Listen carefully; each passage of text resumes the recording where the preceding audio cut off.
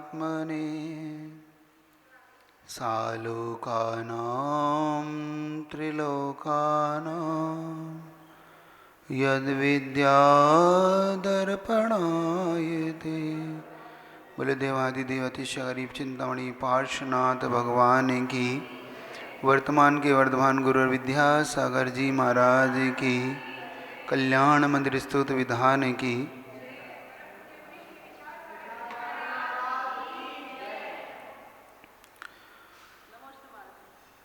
जब आत्मा के कल्याण के विषय में चिंतन करते हैं, आत्मा के उस उद्धार के विषय में चिंतन करते हैं कि हमारा आत्मा का कल्याण होगा कैसे।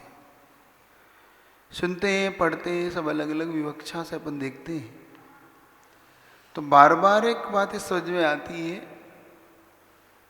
कि हम आत्मा के विषय में कहीं अनभिज्ञता करते हैं। लोग कहते हैं इस पंचम काल में व्रत लेने का क्या फायदा, व्रत लेने से क्या होगा, क्योंकि कोई भी व्यक्ति मोक्ष तो जा नहीं सकता। जब उसे मोक्ष की प्राप्ति ही नहीं है तो इतना कष्ट उठाने की आवश्यकता क्या है। कष्ट क्यों उठाना, मात्र सम्यक दर्शन की प्राप्ति से भी तो काम चल सकता है। देखो, लेकिन एक बात ध्यान रखना कि सम्यक दर्शन की प्राप्ति के बावजूद भी नरक जाता है व्यक्ति। देख लेना, मान लो किसी ने पूर्व में नरक आयु का बंद कर लिया तो सम्यक दर्शन के प्राप्त होने पर भी वो नरक जाएगा ही जाएगा। फिर चाहे एक सम्यक दृष्टि भी क्यों ना हो, मान लो उसने मनुष्य आयु का बंद कर लिया और फिर सहायक सम्यक दर्शन भी प्राप्त कर लिया तो भी उसे मनुष्य में जाना ही होगा। मान लो उसने तिरंच आयु का बंद कर लिया और सहायक सम्यक दर्शन भी प्राप्त कर लिया तो भी उसे तिरंच। इसीलिए सम्यक दर्शन से हम विश्वास नहीं कर पाते। सम्यक दर्शन की महिमा में कोई कमी नहीं है। सम्यक दर्शन एक, उन्होंने जो सम्यक दर्शन की महिमा गाई है, उस सम्यक दर्शन की महिमा में कभी कोई कमी नहीं आती।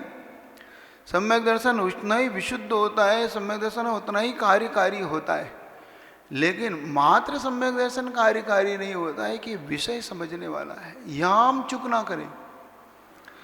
जब आचार्यों ने एक थर्मामीटर की बात करी कि हमें आखिर कौन सी आयु का बंध हो सकता है या हुआ कि नहीं हुआ, इसका हम कभी चेक कर सकते कि नहीं, हम कभी इस प्रकार पर विचार कर सकते हैं कि नहीं कि हमारी आयु का बंध हुआ है कि नहीं हुआ। इस पर हम कभी विचार करें तो हमें पता पड़ेगा कि हमारी आयु का बंध हुआ कि नहीं हुआ।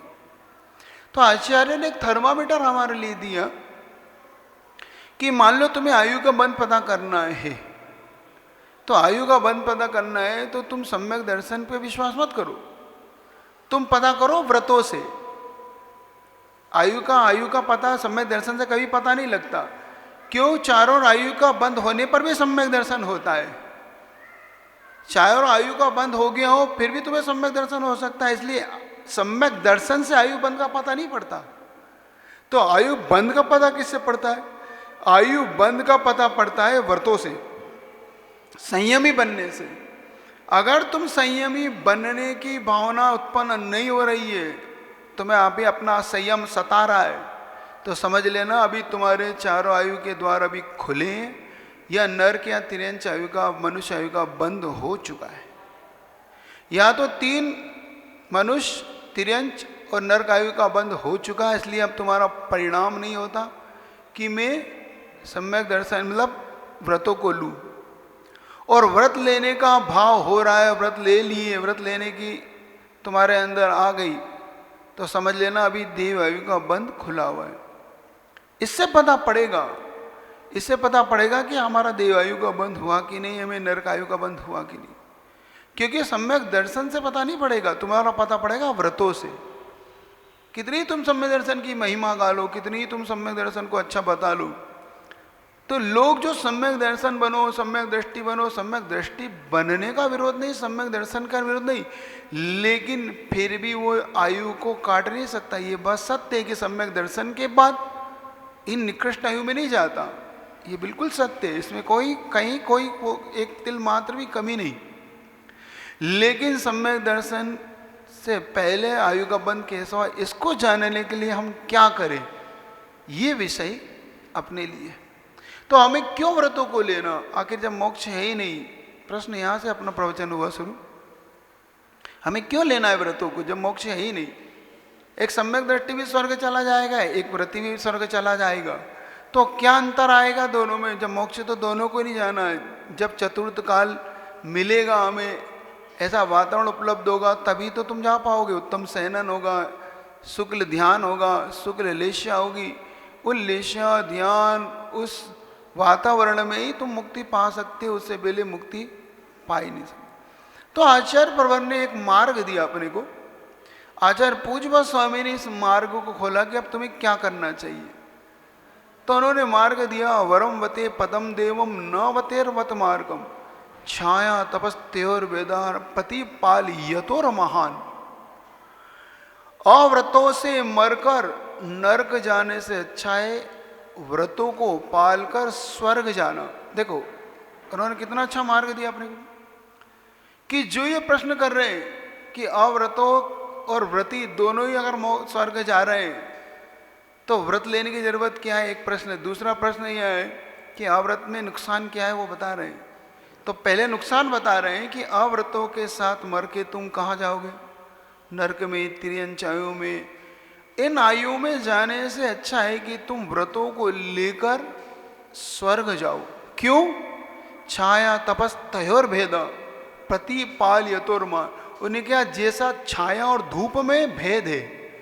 मान लो कोई ज्येष्ठ की गर्मी में आपको धूप में चलना पड़ रहा है और किसी व्यक्ति ने कहा कि मैं 5 मिनट इंतजार करना, मैं आ रहा हूं, तो समझदार व्यक्ति क्या करेगा? समझदार व्यक्ति यही करेगा कि छांव का आश्रय लेगा। वो छांव का आश्रय ढूंढ के वहां खड़ा होके इंतजार करेगा उस व्यक्ति का। और कोई अज्ञानी व्यक्ति होगा तो वो धूप खाता रहेगा और परेशान होता रहेगा कि देखो मुझे ये व्यक्ति अभी तक नहीं आया। तो व्यक्ति की ज्ञानता और अज्ञानता इस पर डिपेंड करती है कि व्यक्ति क्या विचारधाराओं से चलता है। ये विचारधारा पूज्यपाद स्वामी ने हमें क्यों दिया, आखिर क्या कारण था, इस पर विचार करो कि हमें ऐसा क्या था कि हमने पूज्यपाद स्वामी का हमें क्यों ऐसा आश्रय मिला कि व्रतों के साथ जियो, व्रतों के साथ रहो। एक बहुत महत्वपूर्ण चीज यही भी एक ध्यान रखने वाली है। कथनचित ये भी मान लिया जाए आपकी बात कि हम लोग सम्यक दर्शन के साथ भी स्वर्ग जाएंगे और आप व्रतों के साथ भी स्वर्ग जाएगा, क्योंकि मोक्ष तो नहीं है, तो अपन ने पहले ही स्वीकार लिया। तो मान लो अगर ये हमने ऐसी इस घटनाओं को हम ऐसे स्वीकार कर लें कि एक सम्यक दृष्टि भी जा रहा है स्वर्ग को और एक व्रति भी जा रहा है, तो अब अंतर क्या है ये देखना है अपने को। यहां पर एक मिथ्या दृष्टि पात्र है जो स्वर्ग जा रहा है, एक सम्यक दृष्टि पात्र है वो भी स्वर्ग जा रहा है, और एक व्रती है वो भी स्वर्ग जा रहा है। अब अपने को तीनों में क्रम से देखना है कि आखिर अंतर, तीनों के स्वर्ग जाने में अंतर में क्या अंतर आ रहा है। तो आचार्य उमा स्वामी महाराज को कहते हैं कि जब देव में कोई भी जन्म लेता है तो 10 प्रकार के देवों में जन्म होता है उसका। इंद्र, सामानिक, त्रास, लोकपाल, इस प्रकार से किल, विशिष्ट, काश्च, ऐसे 10 प्रकार की फैकल्टी बनाते हैं।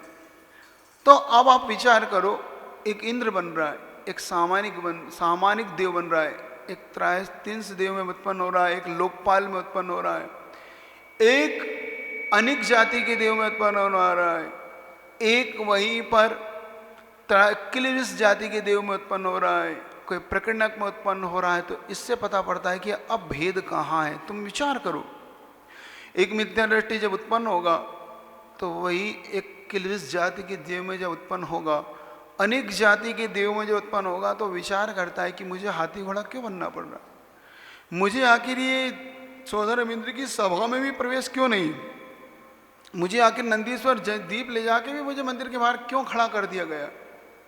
और एक इंद्र, एक सामानिक, एक त्रासी लोग भगवान की भारी पूजा कर रहे हैं, बाहर सौधर्म इंद्र के समय में चर्चा हो रही है, धर्म की चर्चा हो रही है। तो फिर अंतर पता पड़ता है कि मिथ्या दृष्टि स्वर्ग तो आ गया, लेकिन स्वर्ग में भी अपने पुण्य की कमी के कारण, अपने मिथ्यात्व के कारण वहां भी दुख उठा रहा है।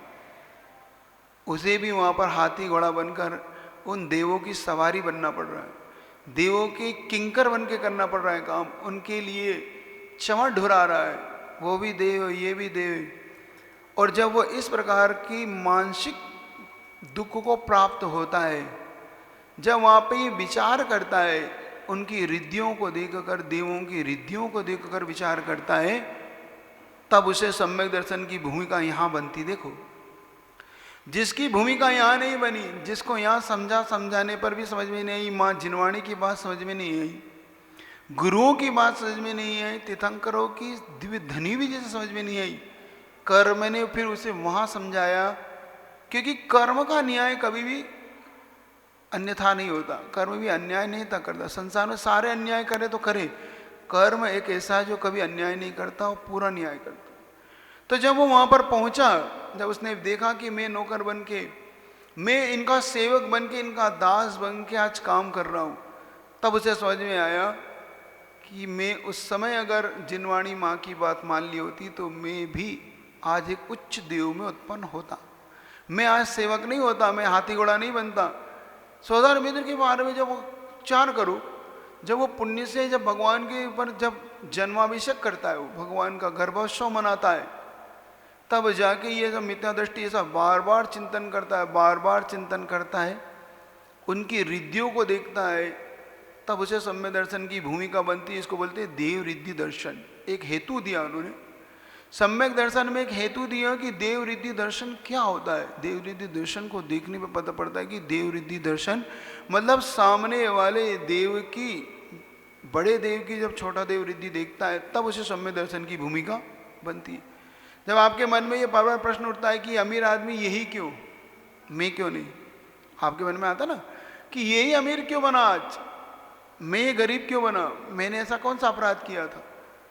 जो लोग कर्म पे नहीं मान के भगवान को कर्ता मान लेते हो, ये इस प्रकार की अज्ञानता कर जाते हैं। जो लोग भगवान को कर्ता बना जाते हैं कि भगवान ने मेरे साथ अन्याय किया, भगवान ने अन्याय नहीं किया, ये कर्म का अन्याय है, अन्याय नहीं है। तो यहाँ पे पता पड़ता है अपने के लिए। इसीलिए अब हमें ये निर्णय करना है कि हम व्रतों के साथ स्वर्ग जाना अच्छा है कि अव्रतों के साथ नरक जाना अच्छा है, ये निर्णय हमें करना। और ये निर्णय अगर हम एक बार कर गए तो मान लेना परंपरा से मुक्ति के कारण हमने खोज लिए, मुक्ति का कारण हमने खोज लिया। क्योंकि हमने सम्यक दर्शन के साथ साथ अगर व्रतों को ले लिया तो हमारा सम्यक दर्शन भी कार्यकारी है। सम्यक दर्शन मात्र कार्यकारी नहीं है, एक धारणा हमें मिटाना है अपनी। दूसरी धारणा ये रखना है कि सम्यक दर्शन अगर है तो उससे आगे की भी चर्चा करना है, व्रतों की। कुछ लोग मात्र सम्यक दर्शन पे अटके हुए हैं, अभी तक उनके 50, 60, 70 साल हो गए, वो सम्यक दर्शन से आगे ही नहीं बढ़ पाए। हमेशा एक ही चर्चा, सम्यक दृष्टि बनो, सम्यक दृष्टि। अरे सम्यक दृष्टि बनना तो है, लेकिन सम्यक दर्शन के साथ साथ उस सम्यक दर्शन के साथ अब आगे की क्लास की चर्चा क्यों नहीं होती। एक बच्चा एक ही क्लास में 1 साल अच्छा लगता है, 50 साल 70 साल उसी क्लास में बैठ के उसी की चर्चा करे तो अच्छा नहीं लगता। अब सम्यक दर्शन के साथ व्रतों की चर्चा होना चाहिए, वैसे ही चर्चा होना चाहिए जो आचार्य पूज्यपाद स्वामी ने अपने लिए जो गाथा दी कि व्रतों के साथ स्वर्ग जाना अच्छा है, बनिस्बत अव्रतों के साथ नरक जाने से। जैसे छाया और धूप में जो अंतर है, तो हम छाया में बैठ के जो इंतजार करें, ये तो स्वीकार है कि अगर स्वर्ग मोक्ष जाने के लिए स्वर्ग एक छाया की भांति है। मान लो मुक्ति नहीं मिल रही है तो संसार के दुखों से हम कैसे बचें, तो कम से कम उतने काल के लिए हम स्वर्ग में रह के प्रभु की भक्ति, कम से कम साक्षात समोचरण की प्राप्ति, साक्षात ऐसी भावना उत्पन्न होगी। लेकिन नरक जाके तो दुख ही दुख उत्पन्न होंगे, वहाँ से भटकन के रास्ते और ज़्यादा हो सकते हैं। इसलिए विचार करते हुए अपने को ये विचार करना है कि हमें क्या करना है। तो आखिर हमारे लिए एक निर्णय निकल के आएगा कि अब हमें ये निर्णय लेना है कि अब हमें सही चीज़ चुनना है। अब ये चर्चा नहीं करना है कि ये सब अपने आप को स्वयं भ्रमित करने की चर्चाएं, जो ऐसा कहना है कि नहीं इस पंचम काल में स्वर्ग मोक्ष नहीं है इसलिए व्रतों का कोई फायदा नहीं है, ये चर्चा नहीं करके अब हमें ये चर्चा करना है कि नहीं, अगर हमें आयु बंद जानना है, हमें अगर नरकों के दुखों से, तिरंज की गति के दुखों से बचना है, मनुष्य के दुखों से बचना है, कम से कम ये पंचम काल बीत जाए इतना तो कम से कम अपना हो जाए, और साक्षात विदेह चेत मिल जाए। कहाँ से? यहाँ से डायरेक्ट नहीं मांगना कभी भी। एक गलती ये भी कभी नहीं करना, कुछ लोग इसी भावुकता में कह जाते हैं कि हम यहाँ से सीधे विदेह क्षेत्र जाएं और हमें मुक्ति मिल जाए। नहीं, विदेह क्षेत्र जाओगे मिथ्यात्व के साथ मत जाओ। सम्यक दर्शन के साथ स्वर्ग जाओ, लेकिन मिथ्यात्व के साथ विदेह मत जाओ। क्यों? क्योंकि वहाँ कोई तुम्हें मार्ग मिल जाए नियम नहीं, मार्ग होते हुए भी मिल जाए कोई नियम नहीं है। मिलने की चांस है लेकिन मिल जाए नियम नहीं। लेकिन सम्यक दर्शन के साथ तो टिकट पक्की है, कम से कम अर्ध पुद्गल परावर्तन काल तो इतना पक्का तो हो ही गया, कम से कम संसार चुल्लू भर तो रह ही गया। इसलिए इस पर विचार करेंगे अपन, इसको बार बार चिंतन में लाएंगे कि हम अपनी आयु को बन जानने के लिए व्रतों को एक बार लेंगे। जीते जी एक बार व्रतों को धारण करो, एक बार पंचम गुण स्थान की प्राप्ति करो। घर में रहकर भी पूज्य गुरुदेव कहते हैं कि कम से कम 10 प्रतिमाओं का पालन घर में रह के भी किया जा सकता है। आचार्य महाराज ने अभी बहुत प्रतिमा विज्ञान पे बहुत बोला है, प्रतिमाओं के बारे में। उसका ही सुफल निकला कि इतनी दीक्षाएं अभी हुई। तो प्रतिमा के बारे में जरूर चिंतन करो, कम से कम 2 प्रतिमा के व्रत लेकर संलेखना पूर्वक मरण करने की भाव रखो। इन्हीं भावना के साथ बोले गुरुदेव विद्यासागर जी महाराज की की जय।